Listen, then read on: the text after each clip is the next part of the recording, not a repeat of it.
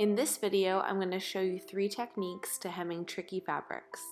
The fabric I'm going to use for my examples is a lightweight chiffon-like fabric, but you can also use these techniques on many different types of fabrics.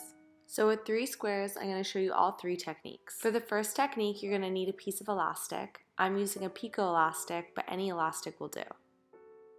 And for the second technique, we're going to need a strip of fabric that's cut on the bias. Cutting on the bias just means that it's cut on the diagonal, which is where the fabric will naturally stretch. Just to show how much stretch you can get, here's a piece not cut on the bias, and then here's your bias strip. A piece cut on the bias will also fit to curves a lot easier.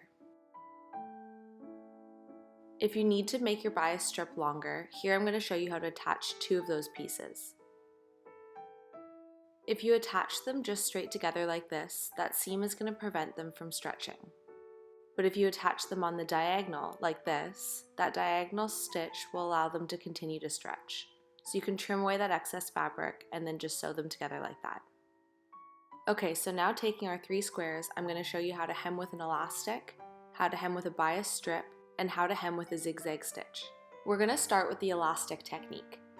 So you're going to place the elastic on the right side of the fabric with the detail facing down. This technique also would work on a curve, or if you want to create some sort of gather, you can pull the elastic as you sew. But we're going to do ours without any ruching and just on a straight line. So again, right sides facing together, we're going to sew along with a zigzag stitch. And you want to sew it right on the edge of your fabric. If there's any fabric poking through, we're just going to trim away that excess. Trimming that fabric away will help create a cleaner finish. Now we're ready to do our second stitch, so we're just going to fold our fabric over and do another zigzag stitch. So again, fold it over and we're doing a zigzag stitch on the right side of the fabric. I used a light thread so you could see the stitches, but if you match your thread to your fabric, the stitch won't be as obvious. So now we're going to move on to the bias strip technique. So taking the strip that we cut out, we're going to place it right sides together on our fabric and sew along with a straight stitch with a 1 centimeter seam allowance. The strip I'm using is 4 centimeters in width, but you can play around with the thickness of this piece depending on how thick you want that detail. Now we need to iron our seam allowance up towards our bias strip and iron that seam flat. Then we're going to fold over 1 centimeter of our strip, iron that down, and then fold that again in half. Now we're going to place pins in the seam, catching the fabric that we just folded over in the back. Then we're going to sew along right where we placed the pins in the seam line. So as you can see, the stitch is going to catch that fabric in the back, and the stitch is going to be masked because it's going to be sewn in the already existing seam line.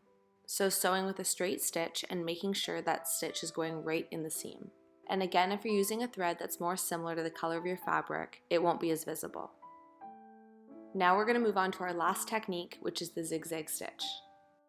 And all we're doing for this is sewing along the edge with a zigzag stitch.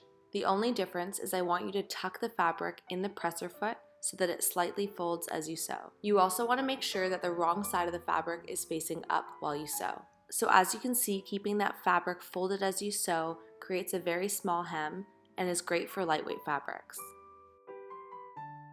So here again are those 3 techniques summarized: the elastic, the bias strip, and the zigzag stitch, and I hope that you can use one of these techniques next time in your projects. Thank you so much for watching, and if you liked my video, please subscribe.